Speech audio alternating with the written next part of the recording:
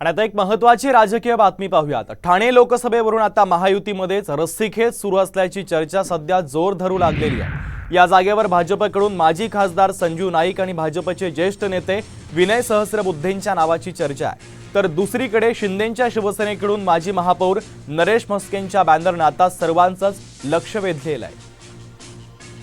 आणि याचा सविस्तर आढावा घेतला आमचे प्रतिनिधी सिद्धेश म्हात्रे यांनी। पाहूया। ठाणे लोकसभेच्या जागेवरून शिवसेना शिंदे गट आणि भाजपमध्ये चुरस झालेली पाहायला मिळते। त्यासाठी आता बॅनरबाजी होताना पाहायला मिळत आहेत। भाजपकडून पाहिलं गेलं तर संजीव नाईक आणि विनय सहस्त्रबुद्धे यांचं नाव आघाडीवर आहे। मात्र आपण पाहतोय की शिवसेनेमधून प्रताप सरनाईक आणि नरेश म्हस्के यांच्या नावाची चर्चा जी आहे ती सुरू होताना पाहायला मिळत आहे।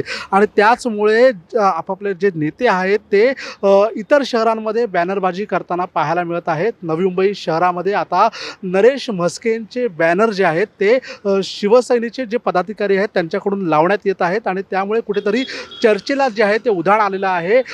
भाजपने ही जागेची मागणी केलेली आहे। यासाठी इच्छुक देखील विनय सहस्त्रबुद्धे आणि संजीव नाईक हे आहेत। मात्र शिवसेनेकडून पाहायला गेलं तर शिवसेनेचा हा बालेकिल्ला आहे, एकनाथ शिंदेंचं हे गड आहे आणि त्यामुळे शिवसेना ही जागा जी आहे ठाणे लोकसभेची ती सोडण्याच्या तयारीत नाही आहे आणि त्यामुळे त्यांच्याकडून प्रताप सरनाईक आणि नरेश म्हस्के यांची नावं चर्चेत आहेत। मात्र नुसतं चर्चेत असून चालणार नाही तर त्यासाठी लोकांमध्ये जाणं आवश्यक आहे आणि त्यासाठी आता बॅनरबाजी होताना पाहायला मिळत आहे। नवी मुंबईत देखील मोठ्या प्रमाणावरती शिवसेनेचे प्रवक्ते नरेश म्हस्के यांचे बॅनर लागलेले आपल्याला पाहायला मिळत आहेत। त्यामुळे एकूणच कोणत्या पक्षाकडे तिकीट जातं आणि कोणाला तिकीट भेटतं याकडे आता सर्वांचं लक्ष लागून राहिलेलं असून पुढची जी राजकीय गणित आहेत ती या सर्वांची याच जागेवरून किंवा याच तिकिटावरून लागलेली पाहायला मिळणार आहेत।